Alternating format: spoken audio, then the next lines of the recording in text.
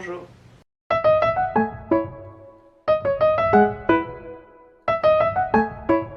Ça vous est déjà arrivé de faire des insomnies créatives? Des insomnies où d'un seul coup un nouveau projet, alors que vous en avez déjà 4 en attente, et que vous ne pouvez pas dormir tant que vous n'avez pas réussi à conceptualiser le projet dans votre tête. En tant que tel, ce projet il n'est pas nouveau pour moi parce que j'avais déjà publié sur Instagram un mood board, juste ici. Lorsqu'on est parti au Japon avec mon cher et tendre, moi je n'avais que quelques vêtements, juste mes vêtements préférés. Lors de notre arrivée à Kyoto et de la fameuse visite de la forêt de bambou, il a été... well, ça a été le squat de trop et mon jean a rendu l'âme. Vraiment, rendu l'âme. Je suis revenue avec parce que c'est mon jean préféré en fait. Et je me suis promise que j'allais en faire quelque chose. Ça c'était il y a déjà 8 mois. Avant de se mettre à couper, il va bien falloir qu'on fasse un patron. Et le patron, c'est vous. Honnêtement, pour tout ce qui est corset, il y a déjà des patrons préfaits. Pas de souci. Vous allez prendre un peu de film plastique dans lequel vous allez vous enrouler.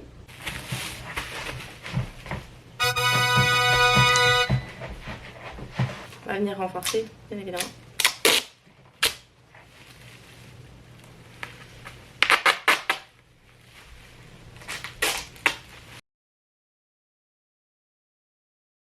Juste dessiner la forme de votre corset en fait, tout simplement. Ça c'est ma ligne qui ira jusqu'en bas. J'ai fait mes points de marquage. Maintenant on va découper.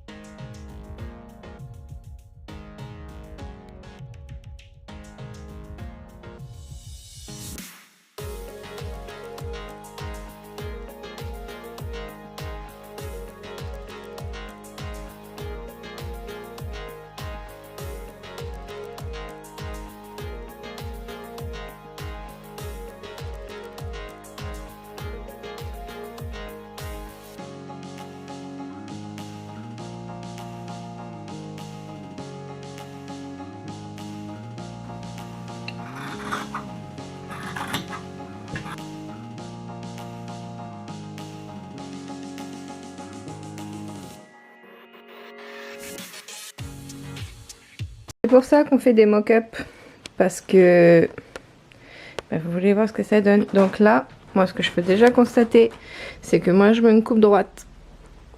Chose qu'il va falloir que je fasse ici. Ensuite, ici la courbe, elle est pas, elle est pas correcte en fait.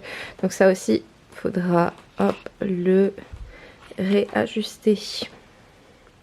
Pour ça qu'on fait des mock-up. J'ai décidé de faire une modification sur mon projet de base parce que normalement ça devait vraiment avoir les épaules, quelque chose qui passerait autour du cou pour sécuriser le haut du corset et qui viendrait se refermer à l'arrière par soit des œillets, soit une fermeture éclair. L'idée derrière ce corset upcycling, c'est que je veux vraiment le porter avec une chemise blanche en dessous. Ça finit dans le col parce que je vois le potentiel, donc je pense qu'on va partir là-dessus.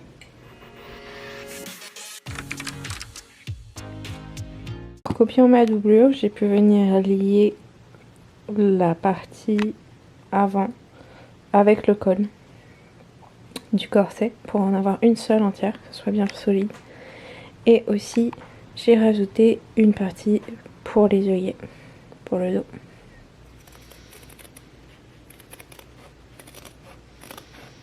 Je vais essayer de garder le marquage. Peut-être que je vais l'utiliser pour venir faire les bordures du corset.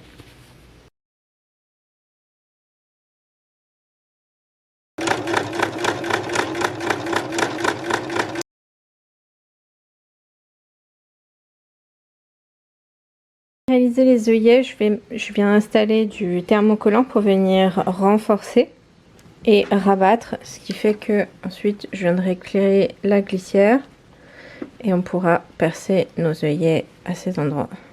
Je suis venue aussi coucher les coutures. On va venir surpiquer pour pouvoir mettre les baleines, si je puis dire, pour donner de la structure au corset. On a fait les pièces de sécurité pour les œillets, surpiqué pour les canaux.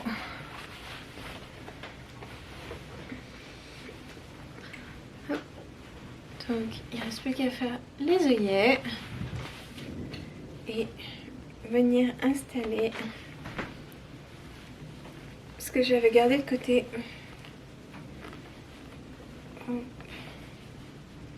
Pour finaliser la bordure, on a le cou et je veux faire une jolie finition parce qu'on voit il y a les fils qui débordent et j'ai pas surpiqué donc c'est pas très propre. J'ai pris le bout du pantalon en fait qui était déjà formé en tant que tel.